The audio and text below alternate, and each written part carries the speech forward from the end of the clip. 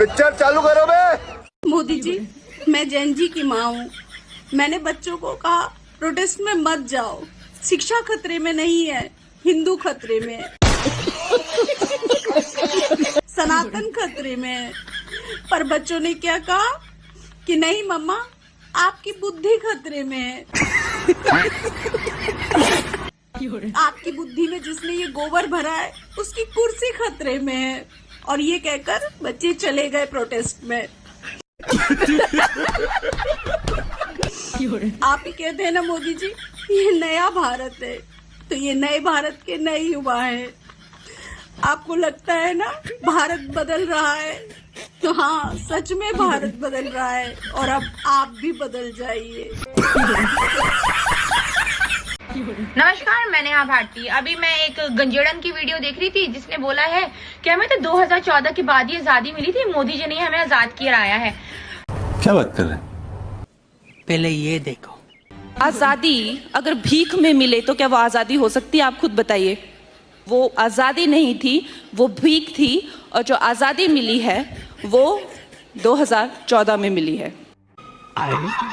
तो अभी उस गंजेड़न ने एक और बयान दिया है कि भैया जो जेंजी लड़कियां होती हैं वो तो बहुत ही अय्याश होती हैं, गटर छाप होती हैं और उन्हें ये करवाना पसंद होता है, वो करवाना। मतलब वैसे मैडम मैं आपका नाम नहीं ले रही हूँ, बट ऋतिक रोशन का नाम सुना है मैंने।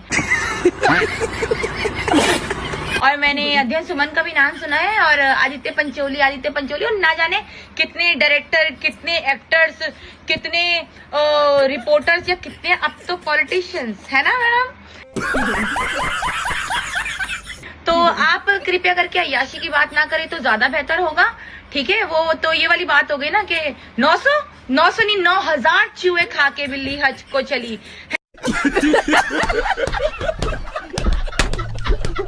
है ना, शर्म आनी चाहिए।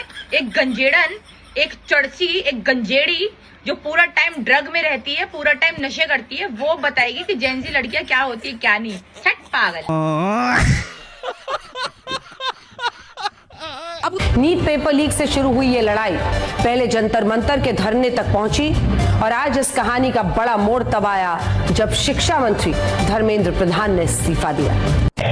अच्छा इस्तीफा दिया नहीं है, तुम्हारे घेट में हाथ देके लिया गया है। गोदी मीडिया हम है, बात तो सही है। हम गोदी मीडिया है, इनके अनुसार में हम गोदी मीडिया है। अरे हाँ भाई हाँ, क्योंकि हम सबको पक्ष रखने की बात कहते हैं। कब हो गया ये? लेकिन वो गोदी मीडिया नहीं है जो एक तरफा यूट्यूब पे अपना एजेंडा चलाता है, अपनी दुकान चलाता है। और मैं कहता हूं उनको भी अधिकार है अपनी बात को रखने का, क्योंकि ये लोकतंत्र है। लेकिन लिंचिंग करने का किसी को अधिकार नहीं है, लिंचिंग करने का किसी को अधिकार नहीं है। आज मैं इस मंच से कहना चाहता हूं, बोल जिन पत्रकारों ने खास तौर पर यूट्यूब के जिन्होंने लिंचिंग का समर्थन किया है, बहुत गलत किया है। ये घूम के कर्म जो है ना वापस आता है और बहुत बुरा आता है। अच्छा, हमको सिखा रिया है। और जो लोग टीवी से बने हैं वो लोग ऐसा कर रहे हैं। मैं उनको नाम नहीं उनका लेना चाहता, क्योंकि वो इस काबिल नहीं है मैं उनका नाम लूं। अच्छा कोई कुमार है तो कोई अपने आप को अजीत मानता है, लेकिन उनको शर्मिंदा होना चाहिए अपनी बातों पर। अब शर्मिंदा होना चाहिए जिस तरह की गंदी हरकतें उन्होंने करी। डिप्रेशन। और मैं आपको बताऊं, लोकतंत्र में सबको बोलने का अधिकार है, सबको अपने विचार रखने का अधिकार है, लेकिन लोकतंत्र में लिंचिंग का अधिकार किसी को नहीं है। और इसके खिलाफ मैं आवाज उठा रहा हूं और इसके खिलाफ मैं एक बड़ी मुहिम चलाऊंगा। ऐसा मत करो मेरी जान। ने कुछ तस्वीरें ऐसी भी देखी जिसमें सीजेपी के जो आंदोलनकारी थे, नेतागण थे, सिलेक्टिव नेता जो थे, वो पार्टी भी कर रहे थे। उसको लेकर भी बड़ी विवेचना हुई, उसको लेकर भी बड़े प्रश्न चिन्ह लगाए गए।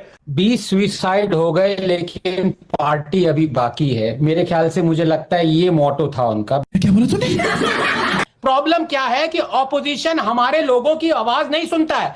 वो सरकार बदलना चाहते हैं, सिस्टम नहीं बदलना चाहते। अमीश, ये समझिए आप। अभी बदला है भाई। अभी जो यूथ पार्टी कर रहे हैं वो उनकी उम्र है कि वो घर से स्नीक आउट करके भी पार्टी करते हैं। आनंद जी उस उम्र में है जहां वो पार्टी से स्नीक आउट करके घर पहुंचना चाहते हैं, तो वो उम्र का तकाजा है, उसको हिपोक्रेसी कहना गलत होगा।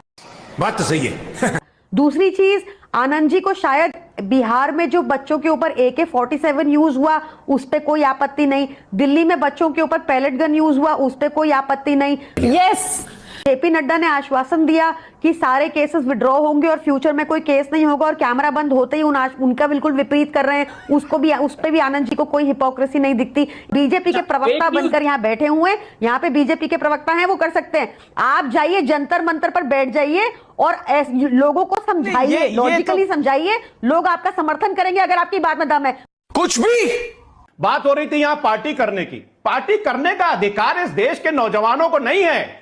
पार्टी करने का अधिकार नरेश पाल गंगवार और उसकी फैमिली को है, जो 1,64,00,000 अब खीरे की खेती करने के लिए सब्सिडी खुद ले लेता है।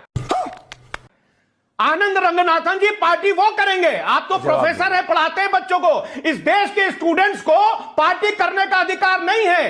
पार्टी करने का अधिकार तो सिर्फ भारतीय जनता पार्टी और उनसे रिलेटेड लोगों को है।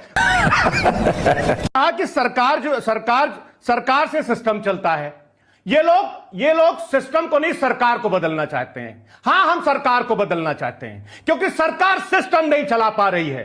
मैं जानना चाहता हूं अमीर जी, प्रदीप भंडारी जी अभी बाद में बताएंगे कि मिनिस्ट्री ऑफ एजुकेशन का बजट आनंद रंगनाथन सर 2013 और 14 में 4.6% ऑफ द टोटल बजट था, उसको घटा करके 2.5% क्यों किया है? आप नहीं सिस्टम चला पा रहे हैं। Department of school education and literacy का बजट 2% था 13-14 में, उसको घटा करके आपने 1.2% कर दिया। आप सिस्टम नहीं चला पा रहे हैं। डिपार्टमेंट ऑफ हायर एजुकेशन का budget 1.4% of the total budget था 2014 में, उसको घटा करके आपने 0.9% कर दिया। आप सिस्टम नहीं चला पा रहे हैं। बात तो सही है। मिलिए हमारे देश के नए शिक्षा मंत्री से, जिन्होंने कहा था कि कांग्रेस ने अपनी सरकार में बिजली कम दी इसलिए जनसंख्या बढ़ रही है।